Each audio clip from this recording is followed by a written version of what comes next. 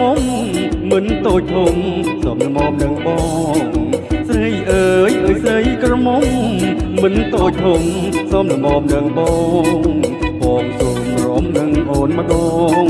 បងសូមរំនឹងអូនម្ដងរំនឹងនួនល្អងតើបំណងយ៉ាងណាគឺអូនសង្ហាលើកញ្ញាទាំងឡាយមានអីកុំភ័យណាបងរំលែងម្ដងឲ្យបានសប្បាយមានអីកុំភ័យណាបងរំលែងម្ដងឲ្យបានសប្បាយរំចិត្តប្រកុំខិតឆ្ងាយរំចិត្តប្រកុំខិតឆ្ងាយរំគៀងគៀងកាយសែនសប្បាយណាបងយើងរំតែម្ដងមានតែបងនឹងអូនយើងរំទាំងអស់គ្នាក្រំចាំទីត្រីស្ងាត់សូនយើងរំទាំងអស់គ្នាក្រំចាំទី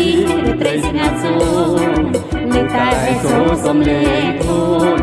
លេងតែសូសំលេងខ្លួនសំនឹងប្រស្មូនគូចាប់ចិត្តស្នេហារូបយើងប្រាថ្នាធ្វើជាគូគូបើ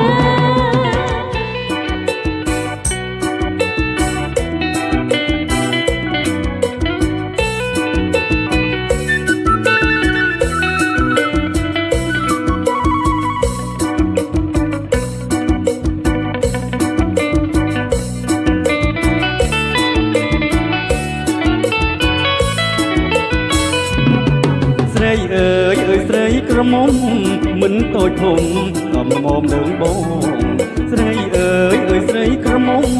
មិនតូចធំតំមមនឹងបងសូមរំនឹងអូនម្ដងបងសូមរំនឹងអូនម្ដងរំនឹងនួនអងតើបំណងយ៉ាងណារូបអូនសង្ហាលើកញ្ញាទាំងឡាយមានអីកុំភ័យណាបងរំលែងម្ដងឲ្យបានសប្បាយមានអីកុំភ័យណាបងរំលែងម្ដងឲ្យបានសប្បាយរំចិត្តប្រកុំខិតឆ្ងាយ